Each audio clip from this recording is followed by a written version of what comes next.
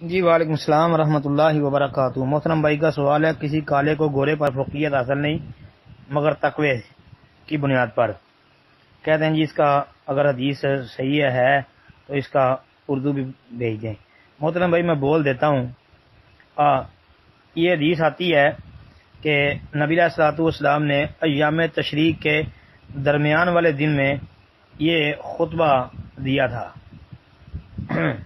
اور اس خطبے کے اندر نبی علیہ السلام نے فرمایا تھا، یا ایھا الناس الا ان ربکم واحد و ان اباکم واحد الا لا فضل لعربی علی اعجمی ولا لاعجمی علی عربی ولا لاحمر علی اسود ولا اسود علی احمر الا بالتقوی۔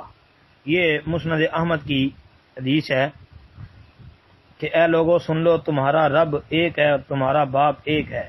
سن لو، نہ کسی عربی کو کسی اجمی پر کوئی برتری حاصل ہے، اور نہ کسی اجمی کو کسی عربی پر، نہ کسی سرخ کو کسی کالے پر، اور نہ کسی کالے کو کسی سرخ پر، مگر تقوی کی بنا پر۔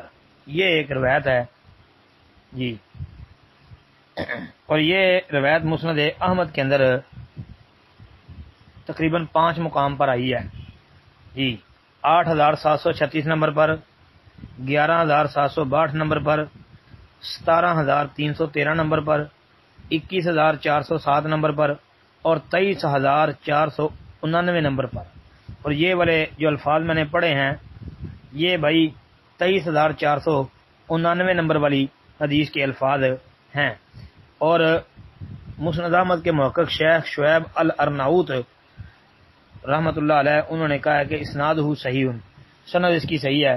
بہرحال بھائی میں نے اس کے اوپر جو ہے پوری جو ہے تحقیق کی ہے، پورا غور کیا ہے، اللہ کے فضل اللہ کی توفیق سے، تو انشاءاللہ حدیث حسن ہے، حسن جی، بالکل صحیح تو نہیں کہہ سکتے لیکن حسن درجے کی حدیث ہے، اور حسن بھی صحیح کی قسموں میں ہی ہے، انشاءاللہ حسن ہے جی، انشاءاللہ۔ السلام علیکم ورحمۃ اللہ وبرکاتہ۔